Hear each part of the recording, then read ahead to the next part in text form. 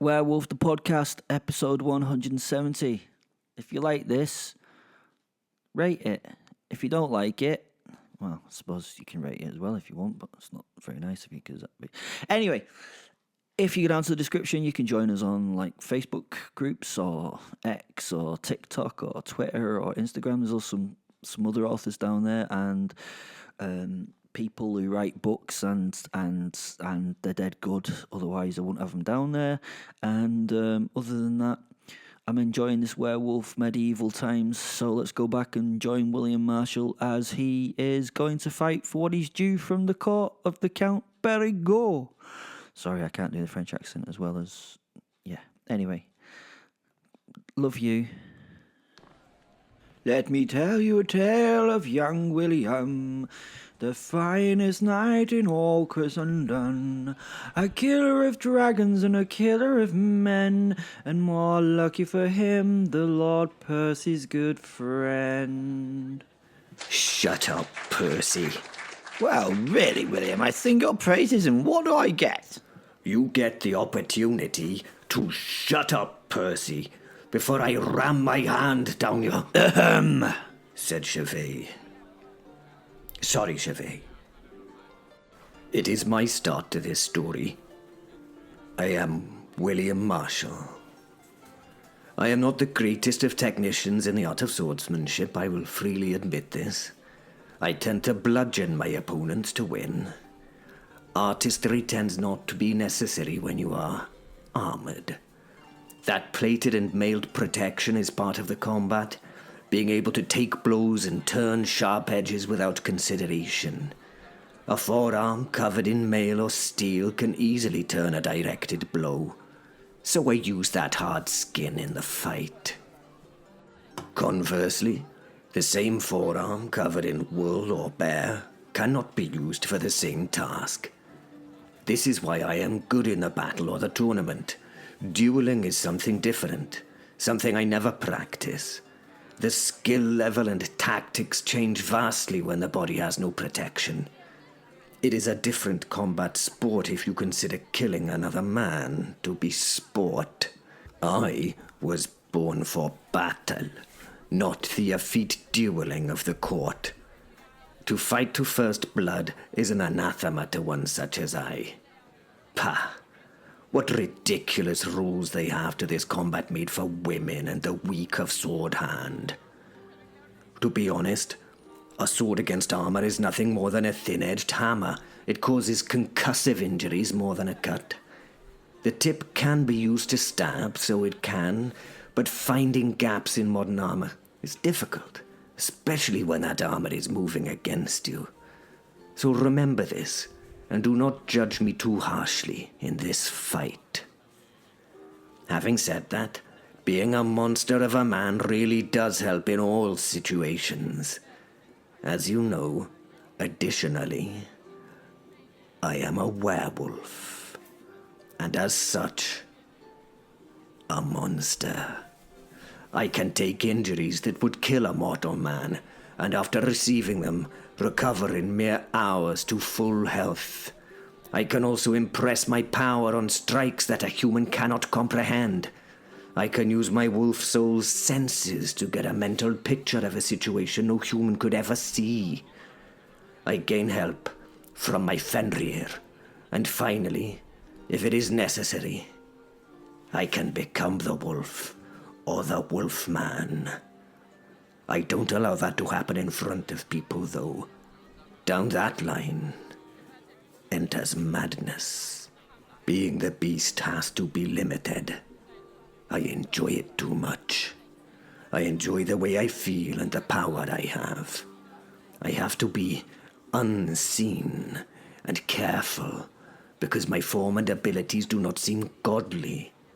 They may question my devoutness, and I cannot allow that. I am for God first, you see. To be questioned for that, as I seem to turn into a demon, must not be allowed. Fenrir Wolfsoul is a secret, and what I can become is known by the 3 people I love most in the world, and nobody else. But back to the violence that I also love. I would lie if I said I was a man of peace. I am capable of peace, but I revel in the fight. My blade roared towards the Yellow Knight's skull with all my force. Bruce Delalay was not only going to be dead. With the power and the speed that being a werewolf brought me, the knight would be cut from head to crotch. Anything that got in the way of this strike would simply be destroyed. This was not a blow he could parry. This was an impact that was an end for the man. His head would shatter. His stunningly made tunic would be bathed in red, as would much of the court with the impact of the arterial spray. This count, who counted on this man, would have one less in his retinue today. The Yellow Knight was a duelist, a student of Montclavier. Montclavier was a renowned swordsman, an expert with two swords. His system made him famous for one reason. It won duels. It was taken up by many as his method was almost impossible to beat in this type of combat.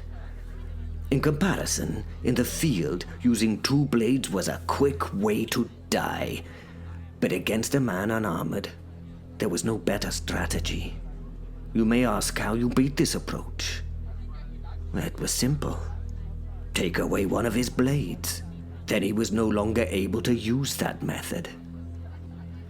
I had already robbed him of his second sword in our first clash. I had taken the blade through my chest.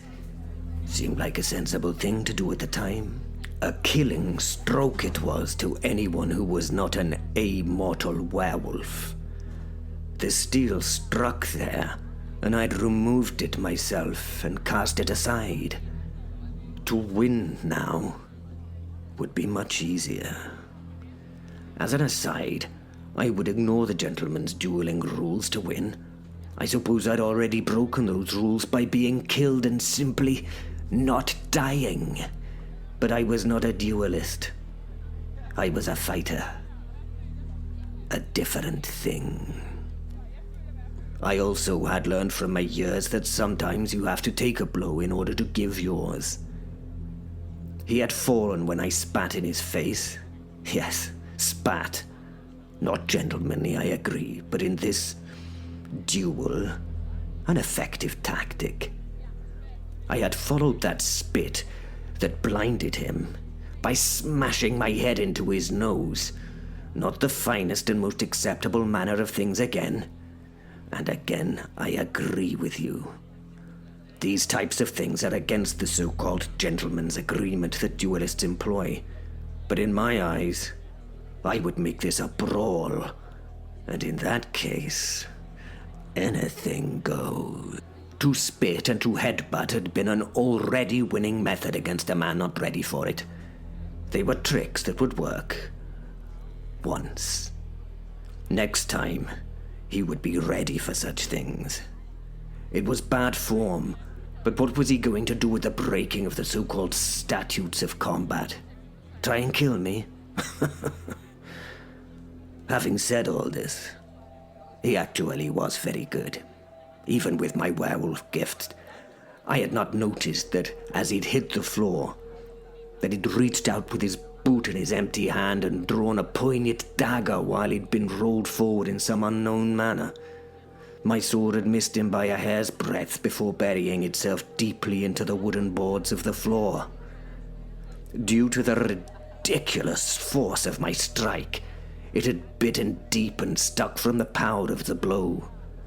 Bruce Delalay, in these wasted seconds of me trying to retrieve my blade, had already spun to his feet to my rear and sunk the dagger to its hilt in my lower back, which was very annoying. I, at this point, was still focused on fetching my weapon from the floor. It was another killing blow by the man. Fenrir was mocking me in my head.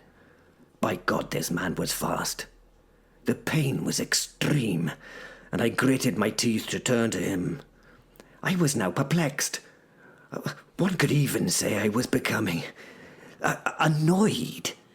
His arrogance at the win had him already turning to the crowd who were cheering.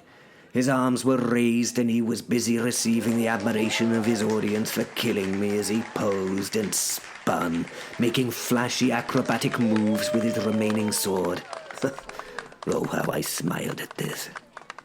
He was in for somewhat of a shock, to be sure. In his dancing time, I suppose it was, I had managed to heave my blade from the floor. I held it in my right hand now, trying to reach the hilt of the knife stuck in my back with my left hand. It was just within reach.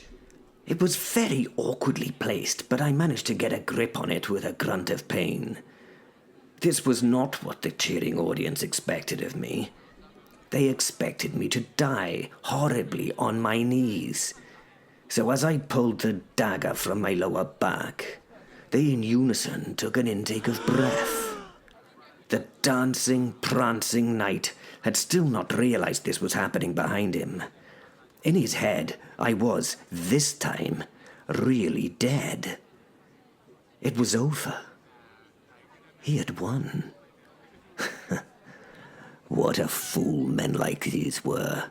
In his place, I would have hacked the body to pieces to ensure it would not rise again.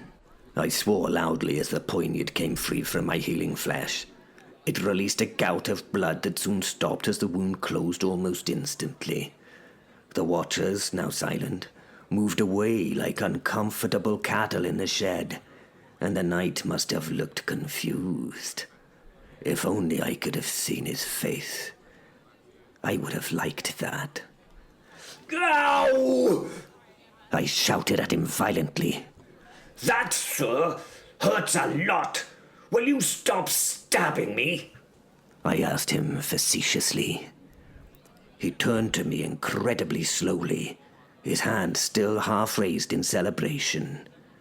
I should not be talking or doing anything, really. And he looked at me with a smile that fell as he saw me standing before him, annoyed, and holding his dagger. A dagger that was now not stuck in my body. I should be dead. Sir, will you stop stabbing me? It hurts. I met his eyes and grinned before taking interest in the blade that I now held. It was a thing of beauty. Its heft was nice in my closed fist, and its balance was superb. The weaponsmith's work had been done well, and it was, like the knight himself, finely made with many precious stones wrought into the filigree and gold. I looked at the man as if in a quizzical study of him. Nice, I said, taking his eyes to the blade in my hand. I then tucked it in my belt. It would be a good souvenir of his death when he was, dead. I dusted myself down, straightening my shirt, which was ripped and a very bloody mess, and I leant once more on my sword as if it were a cane in a relaxed refrain. Right. Before we go on, please tell me about any other weapons you have secreted on your person. I would welcome that information, I would. This is my last shirt, and I would like it to be less damaged. These holes and stains will mean I have to replace it at some point. Any more knives or blades on you, sir? Bruce de la Lait looked confused. Genuinely confused. He had won this duel twice. He had killed me twice. He had killed me twice. Yet, here I was, about to continue with the fight. As he dealt with his confusion, I rubbed where the knife had been lodged, maintaining eye contact with him. That was a well-placed blade, sir. It still stings a little now, so it does, I told him. I felt a little sorry for him as he looked more than a little forlorn. He had won, had he not? No, he had not. Fenrir was laughing in my head at the man's face. Gervais and Percy were laying bets with other members of the court. Oh no, I could not see them doing it, but I knew them well enough to know that they would be doing so. On the other hand, Welly stood in rapt attention at the fight, as was much of the rest of the room. The confident Count himself was now not quite so confident. He was perturbed and disturbed. He wisely had called his men-at-arms to him, and they held positions around him and his daughter. He was wise, because once this wet work was done, it would be him I would wish to consider. I took my interest back to the Yellow Knight before me. He was first on the list of irritating problems. Now you see why First Blood does not suit me, I told him, grinning before continuing. I can do an awful lot of bleeding in a fight, as you might have seen. And so, the only game that I play is a game of death. So, on guard, or whatever bollocks you so-called gentlemanly gentlemen say, I said and waved him on dismissively. But you should be dead. You should be dead. Twice. He told me. I nodded. And yet I am not. I replied, being as patronizing as I could. I am very much alive. You have killed my favorite shirt, but it will take much more than that to kill me. I'm a little bit odd in that way, actually. I said. No matter. He tried to say it bravely, but failed slightly in his tone.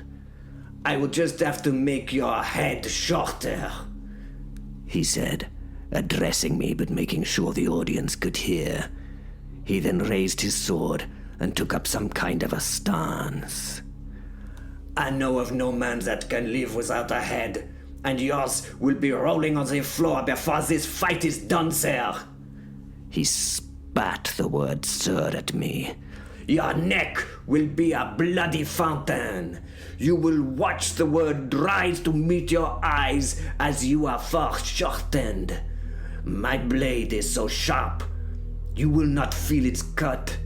And you, sir, will die looking at my boots, he shouted. Well, we'll see about that, won't we? I replied, stifling a yawn. But it gets late, and I need a drink and a strong word with your lord before bedtime. So can we get on with this, please? I would appreciate your surrender or death equally, to be honest. And although I think if you surrendered, I would probably kill you anyway, just because I don't like the idea of you being alive in my world. One way or the other, come on, have at you. Let's just get this done, shall we?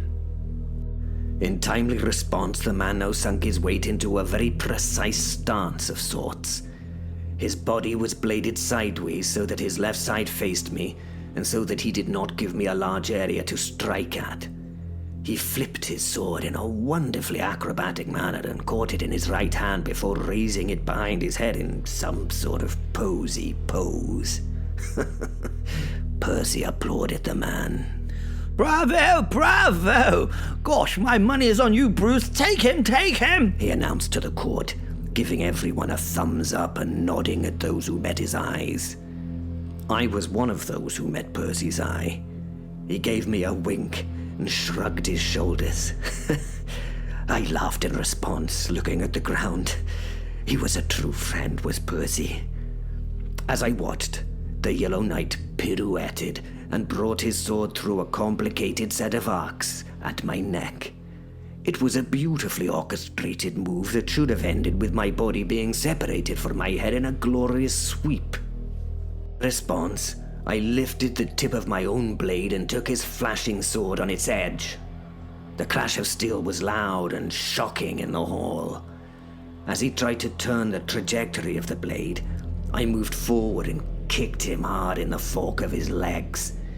It had been an exquisite impact on his dragon's jewels. It was a superb shot, if a little dirty. The power that I'd transferred into his body from my own upward volley made him physically leave the ground in a very unacrobatic manner.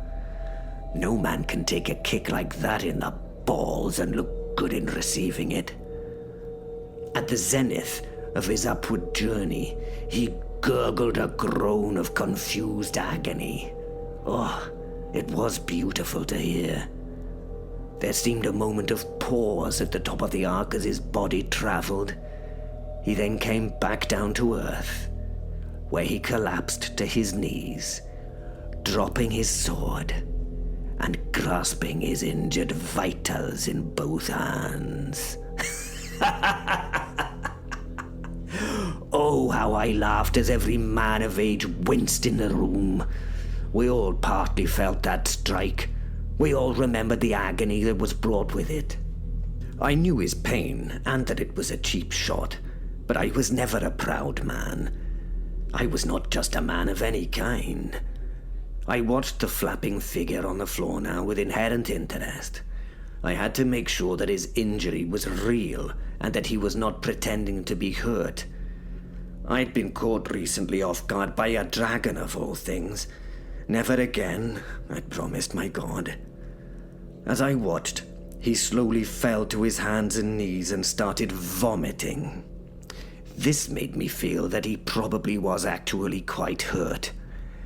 If he were acting in this role, he was doing an amazing impression of a bollock injury, to be sure. The crowd surrounding us was stunned, sore, and silent. I strode forward towards the prone figure, carefully making sure that I did not fall for any of his tricks. When sure, I pushed the pain-racked body on the floor with a foot, holding my blade ready. He fell to his side in his own world of misery. It was time for the final stroke from me. I stepped back a few paces as I lined up a good, solid running kick to his head. Hey, William! Fenrir disturbed my path of thought. I ignored him as I raised my foot in an aim of the final blow. I would want my shin to contact his jaw and travel upward into his skull. I could probably burst that skull like a boil on a beggar's prick. Oh, how would this be remembered by the lucky voyeurs in this place? Hey, William, there's something you need to address first before they does that. He told me. This did annoy me. But I just need to... I looked at him and pointed at the crying knight's head on the floor. A number of audible clicks took my attention in the silence away from the man in his fetal position. I knew this sound, and it was not a good sound for an unarmored or an armored knight to hear. Ah. Unbeknownst to myself, during the fight, a number of crossbowmen had been brought into the room. The clicks had been them setting their bows ready to be fired. I was now surrounded, and would have been a pincushion at the will of the Count, who irksomely smiled at me. His finger was raised. I knew if that finger fell, then so would I, under a flight of quarrels. I swore to myself and waited for them to fly. They did not. Why? Why had he not shot me down where I stood? Why are powerful men always so stupid? Why on earth had he not got his men to just release their quarrels? It would now be over. One thing it was very difficult to deal with, even as a werewolf, was an arrow. If they do not push out in the healing process, they stay stuck and they can be an utter bastard to live with. I think not, my friend, said the Count, his smile of victory disgusting me. especially as that smile would be short-lived. What a fool. Place your sword on the floor, he ordered. Then you will kneel and apologize to my court for your behavior here tonight, he told me. And then we will choose you and your friends' fates together. His laugh was appallingly fake, but he seemed to be enjoying himself. The Lord was literally lording it over me. What a lauded fool. Gervais laughed. The whole court turned towards him, as this was such an unexpected and incongruent sound at this moment. He sat laughing into his cup, while everyone else stood. Even Welly and Percy looked at him with some concern. When he noticed the eyes upon him, he raised his hand in a mock apology for disturbing the court and returned to his drink. Sorry. He offered his audience in atonement. What do you laugh at, you dog? Shouted the Count. Gervais had managed to get the Count to lose his temper. I appreciated my friend's abilities. Gervais removed his eyes from his cup slowly and stopped his laughter. He looked around himself as though he were checking to see who the Count was speaking to. After a few moments in this feigned, confused state, he pointed his finger at himself and gave a quizzical expression. Sorry, are you talking to me by any chance? He asked the Count as he leant forward. Yes, you dog. Why do you find this situation so amusing? He raged at Gervais. Ah, okay. But firstly, your insult is not merited or very nice. I like dogs and think that they are particularly wonderful animals. I lost a beloved hound only recently. There's nothing more loving and loyal to a man than a dog. Will you shut up, you sorry cur? Yelled the indignant Count. Gervais raised his hands again in apology before continuing. Secondly, you've just pissed off the William Marshall. Even more than before, and I cannot wait to see what exquisite work he does on you. He resumed his laughing and raised a drink to the now confused Count. I wish you luck, sir. He saluted. The Count of Périgord. How on earth could this man think that William was in some position of advantage? Look at my owl. Look at my men and lads.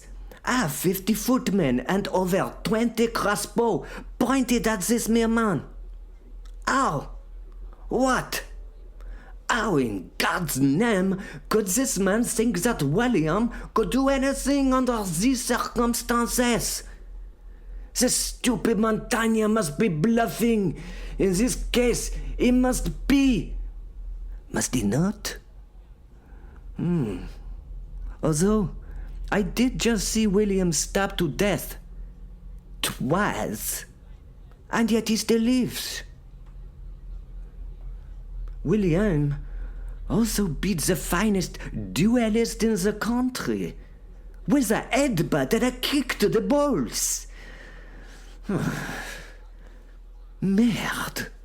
Oh, and I had not considered that there was this little thing about him killing a dragon. No, he is outmanned. It is impossible for a single man to win here, is it not? I turned back to Berezam Gervais. Hilariously, the giant bear of a man sank beneath the table, nodding his thank you to the audience as he went. He was soon gone and hiding. What a coward! That would not help him, and it was extra amusing to watch Gervais' hand reach up to the table and feel around for finding his cup and disappearing back beneath the table again. Merde! What a joke this man really was. This was beyond funny, his cowardice. I could not help but laugh at this. It was some sort of joke, was it not? It will be an easy kill. What a thrill to watch. What sport. To watch that so-called brave man become a coward in front of me and my retinue. Perfect. Ridiculous. Strangely, I was the only man of my coat laughing. No, the others were making a noise, but it was not happy or joyful. It was the sound of... what was going on? It was the sound of panic. What was going on away from the craven chicken? What was this? It seemed many of my coat were now struggling to get out of the hole. They rushed and pushed and were in a screaming press to get away from something. But what was going on? Some of my soldiers had joined the rout from the banquet hall. Mon Dieu, the cowards! I was actually jockeyed about and moved. What had happened? It was difficult to fight against the running people, to look at what they ran from. Eventually, I saw a black shadow standing at the center of the floor. Above its head, in both hands, it held the Yellow Knight, Bruce Delalay. The Yellow Knight still living and screaming in its giant... What? Pose? Clawed fingers were slowly crushing his body. They wrecked through his flesh, cutting like knives, slowly, and causing heinous injuries. Flesh fell from bone. Blood poured from body to the floor. But the knight still screamed his protest. By God, it was difficult to watch. How could a man so badly damaged still live? It was impossible. I could look no longer at his treatment in the animal's hands. But I had to look. This thing was a demon from the very pits of hell.